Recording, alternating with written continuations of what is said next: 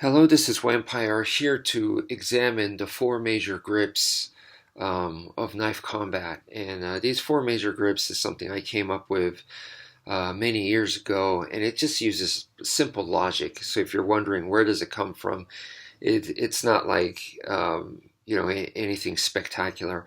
So this is what I call the standard grip.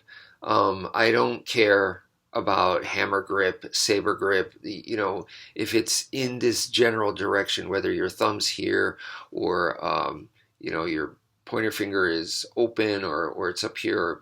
I really, at this point, like I said, this is the four basic general knife grips, so not going into super detail. So this is one, the standard grip, okay? And then when you flip this back towards you, as you guys can see, now the edge is facing back towards me. This is what I call the ripper grip, okay? And then we're going to go ahead and go into the reverse grip. So yeah, I call this, it's the reverse of the standard grip. Some people call this the ice pick grip, but I call this the reverse grip, okay? And then using the same logic, right here, now we flip it to where it's back towards me. I call this the mantis grip, because it's like a praying mantis. Some people call this, like in Filipino martial arts, they call this the pakal grip. I've called this the mantis grip a long time ago. Like I said, I just came up with names that were easy for me to associate with and remember. And yeah, once again, standard, ripper, because it's it's good for this kind of motion. You're ripping, and then reverse, mantis. So those are the four that I came up with.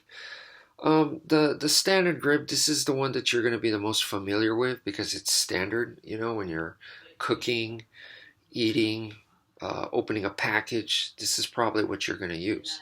So very standard, very familiar with.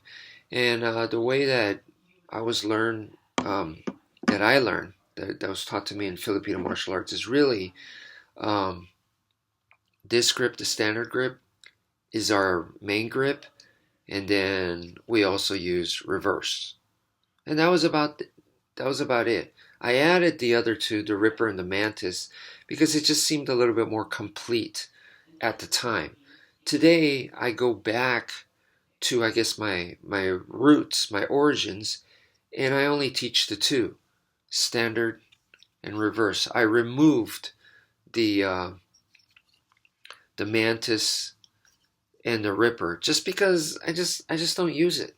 I don't use it. Now that doesn't mean that I don't see benefits in it. Like when you're using the ripper or the mantis, I feel like it's beneficial in a sense that, like let's say you're in a grappling type situation and your opponent's like right here, rather than trying to attack their front, it's just easier to go right here towards their back because my arms are already past them. So in that situation, I feel like the ripper and the mantis just kind of works better once you've passed the opponent. So yeah, you're in reverse grip, and then I just kind of turn it like this, and I'm already there. And that kind of tends to work for me. But yeah, I could also go right back into reverse grip. So it's just twisting. Using my thumb here, I'm twisting, and I can switch grips, twist. So it's easy, especially if you're already kind of like wrapping your fingers around for a real tight grip, and then using the palm as a support there, you're already going to kind of already be almost like sideways anyway. So it's easy to go to one grip or the next, and that's the same with the standard going into your ripper grip as well. But anyway, because I really like, if anything, I like the side grip. That makes a lot of sense to me. But going back to the standard and the reverse is the main formula, like I said, originally, traditional Filipino martial arts, I learned just the two, standard, reverse. Not the four, and just want to make it clear, there's more than the four. But for now, just want to cover really the four. Like I said, I already said the sideways grip. That already goes into, you could add two more, so then, so we could go sideways this way, and then over here we could go sideways this way. But you could also go sideways in the other direction, so then there's four more technically. But then there's more than that, but I'm not here to go into that. But so the rule of thumb traditionally was just standard and reverse. And between standard and reverse, standard was if you have more range, and if you got closer, going into reverse. So I'm not one of those people that argue that reverse is superior, reverse is better. I'm no, that's not. I understand their argument,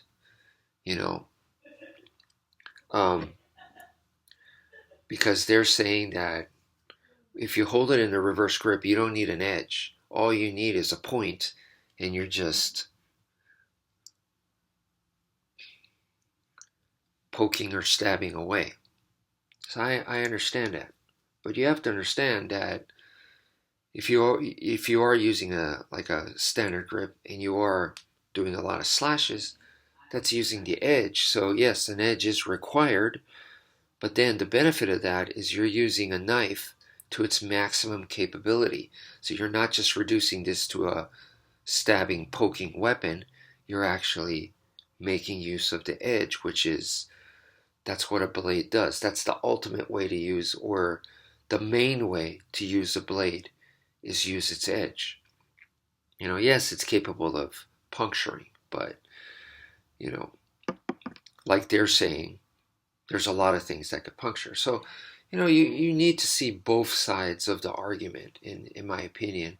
And like I said, in Filipino martial arts, we use both.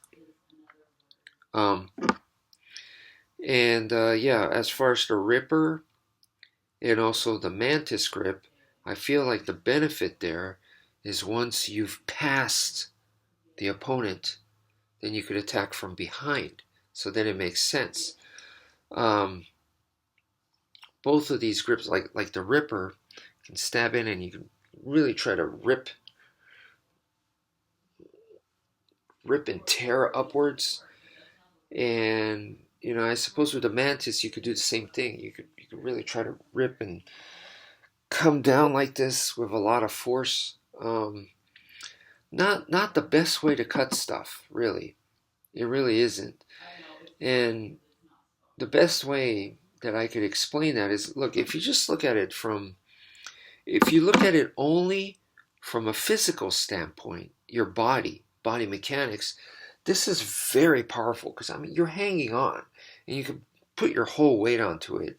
So then it makes sense. You go, yeah, that's the move. That's the best move out of all of those four grips. That's the best because look at that. I'm hanging on. Even the Ripper, this is a strong. You stab in and then you rip,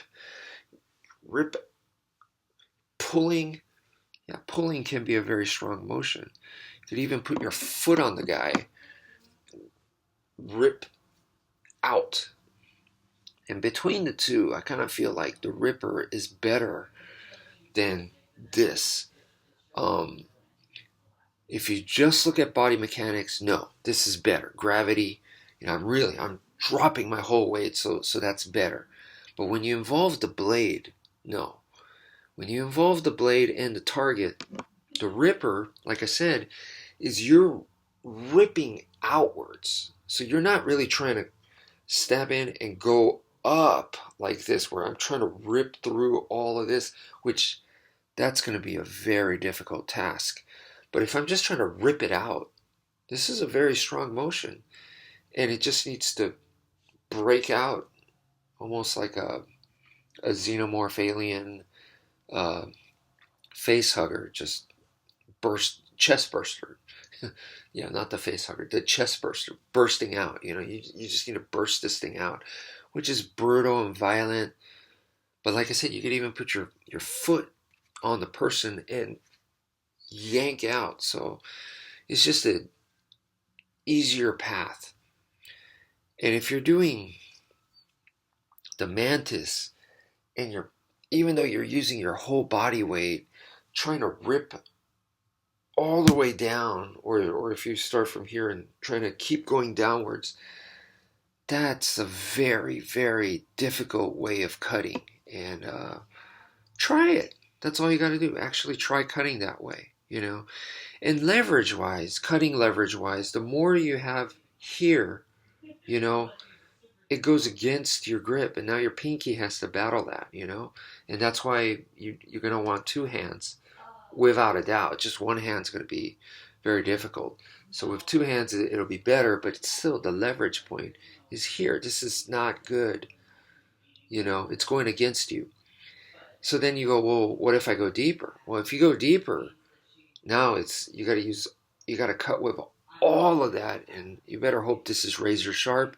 You better hope it stays razor sharp. And still, you're trying to cut through a lot of things, a lot of thick stuff. So I'm thinking it would be rather difficult. I've never done it on on an organism, but I have done that on like lots of furniture. So on furniture, I could tell you it's very difficult. And furniture sometimes has like springs and stuff in there. Will this get caught on the spring? Absolutely. Did I get disarmed? Did I hurt my fingers and stuff? Absolutely. I disarmed myself. So hurt my wrist? Yeah. So I don't recommend it. But you go, well, on a person, there's no springs inside.